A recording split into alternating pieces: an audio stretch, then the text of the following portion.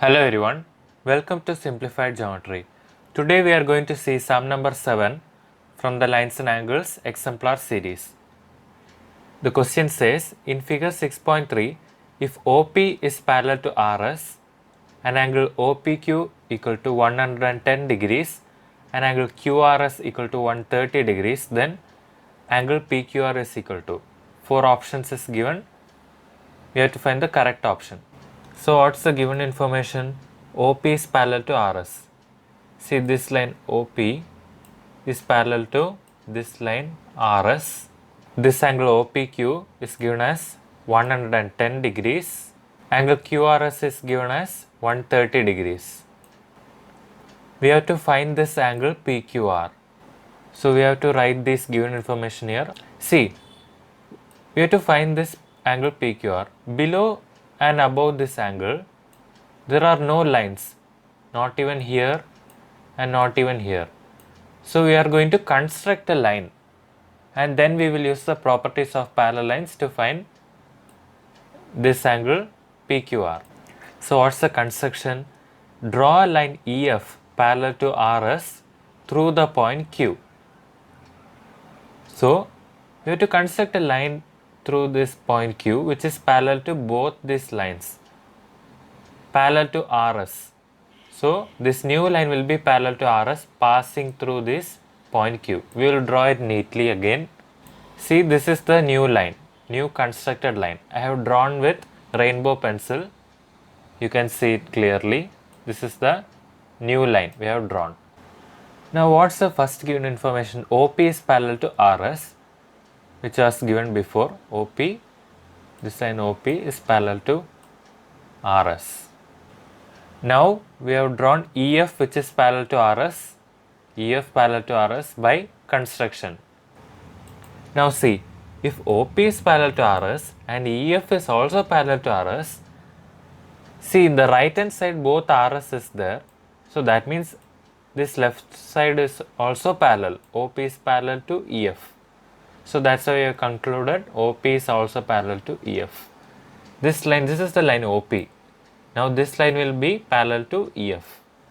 The reason is lines parallel to the same line are parallel to each other.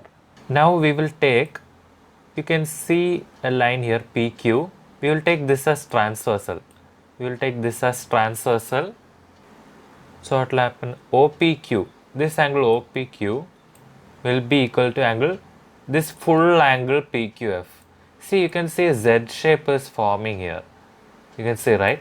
This Z shape is an indication of alternate interior angles. So this angle OPQ will be equal to this full angle PQF. That's what you have written here. Reason is alternate interior angles. Now instead of angle OPQ, put 110 degrees. Why? Because that's a given. So we got angle PQF as 110 degrees. So this full angle will also be equal to 110 degrees. Now see, this full angle PQF consists of two angles. One this angle, one is this angle PQR, the unknown angle PQR, and next is this second angle RQF, this angle RQF. When you add these two angles, angle PQR, this angle, and then angle RQF, this angle, if you add these two angles, we will get the full angle RQF. That's what I have written here. Instead of PQF, I have written the combination. Let it denote equation 1. Now see, RF is parallel to EF.